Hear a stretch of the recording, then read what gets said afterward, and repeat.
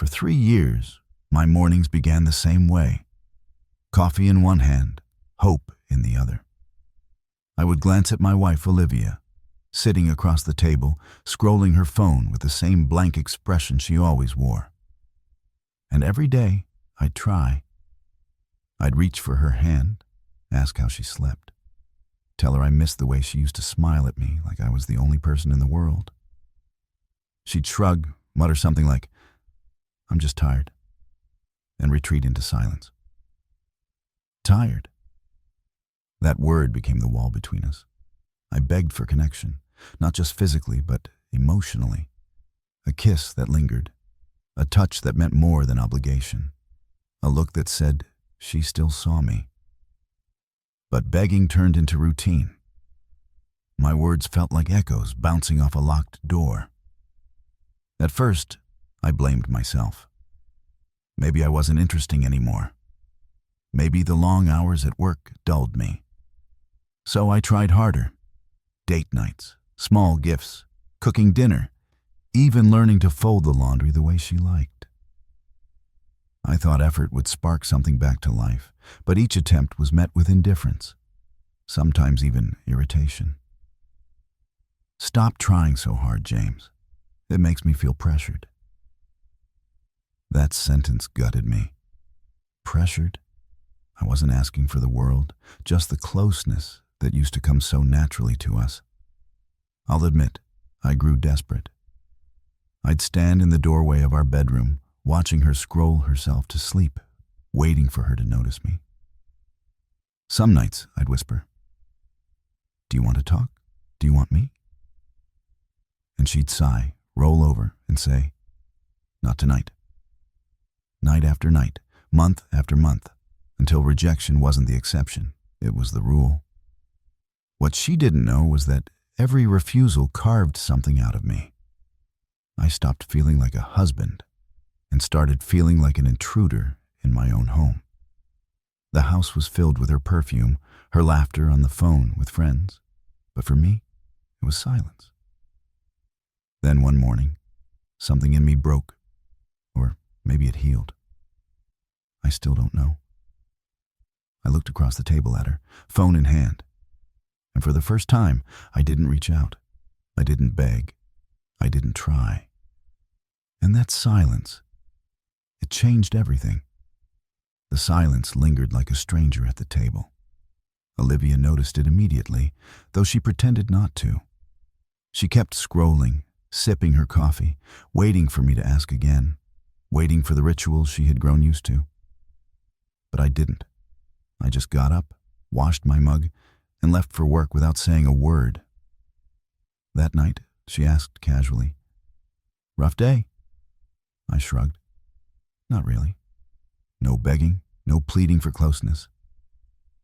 I slept on my side of the bed facing the wall and didn't reach for her. For the first time in years, she was the one left in silence. On the third day, something shifted. She set her phone down at breakfast. "You're quiet lately." Her tone wasn't annoyed, it was uneasy. I smiled politely. "I guess I just don't want to pressure you anymore." Then I went back to my toast.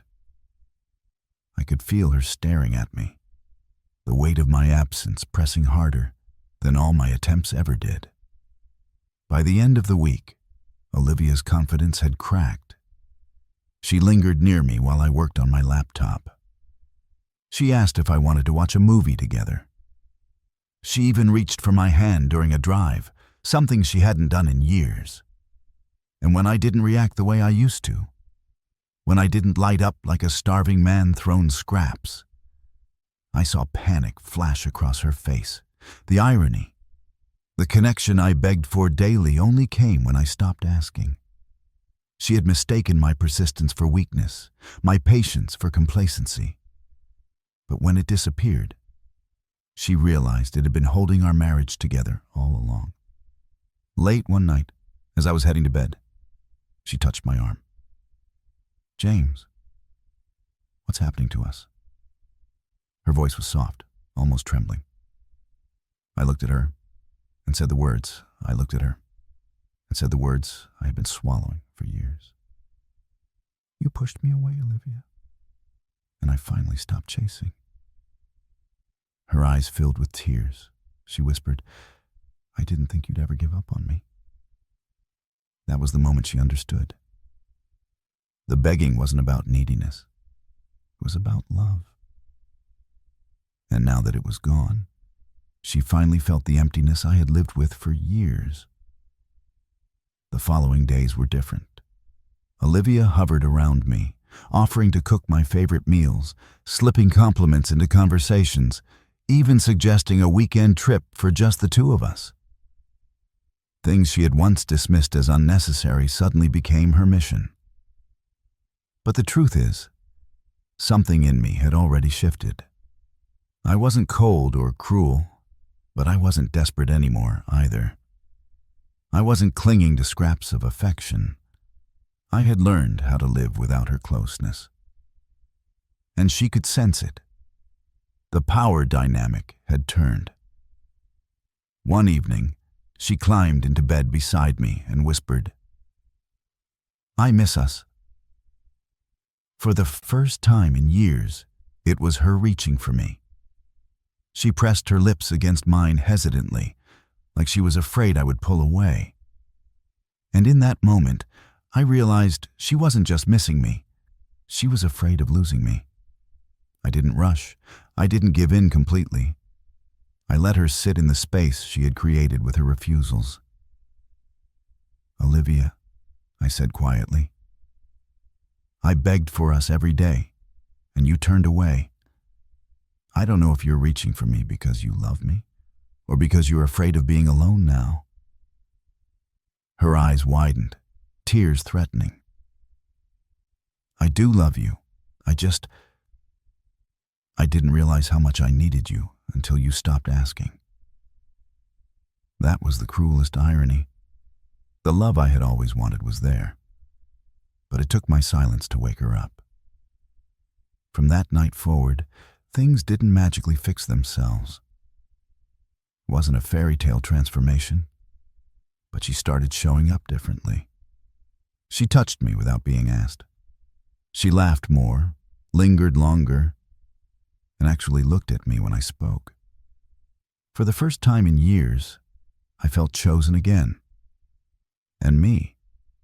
I had learned something I wish I'd understood long ago. Love cannot be begged for. Desire cannot be negotiated. The more you chase, the further it slips away. But when you reclaim your self-worth, when you stop pleading, you force the other person to see the truth. You were the one holding the foundation all along. So when people ask what changed in my marriage, I tell them this: nothing changed until I did. And the day I stopped begging was the day she finally started listening.